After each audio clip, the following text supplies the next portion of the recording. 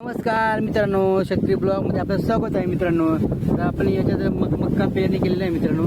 तर आपण कालच मक्का पेरणी केलेला आहे. पाऊस आहे एखादा मक्का वरती आहे मित्रांनो. तर इथे वोखरमध्ये मी बाहेर निघालं जातं मित्रांनो. आपण जो टाकून टाकलं एखादा दाना साईडला पडून जातो, मग तो वोखरमध्ये साईडला पडलेला आहे. तो पूर्ण आपण तिकडं आपलं पलीकडे वावर आहे, तिथं पण आपण मक्का पेरणी केली आहे. आणि इथं पण आपण मक्का पेरणी केली मित्रांनो काल. तर आणखी आपल्या थोडंसं बाकी आहे आणखी मक्का पेरायचं, त्यासाठी आपण आलो आहे मित्रांनो. तर मक्का पेरणी वगैरे तर आपली सुरुवात आहे जोरात मित्रांनो. पण पाऊस इथं तुम्ही पाऊस जवळपास चांगलेला आलेला आहे, पण थोडंफार यायला पाहिजे मित्रांनो.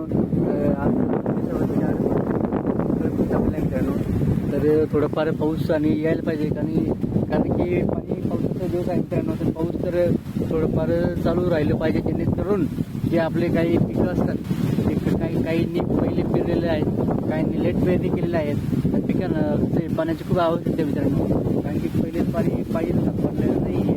म्हणून आपल्याला पाऊस आणखी जास्त यायला पाहिजे आणि आपल्या पिकांना भरपूर पाणी झालं पाहिजे. पहिले त्यांना पाणी कमी आहे मित्रांनो.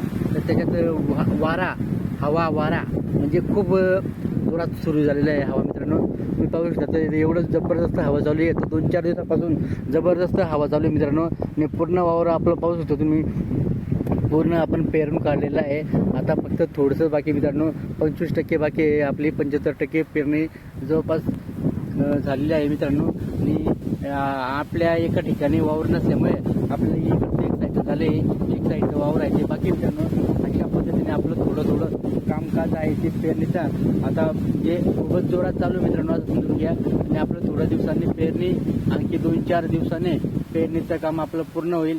कारण की पेरणी करायला आपण जवळजवळ आपल्या 3-4 दिवसापासून पेरणी कसं व्हिडिओवर लक्ष नक्की राहा आमच्या.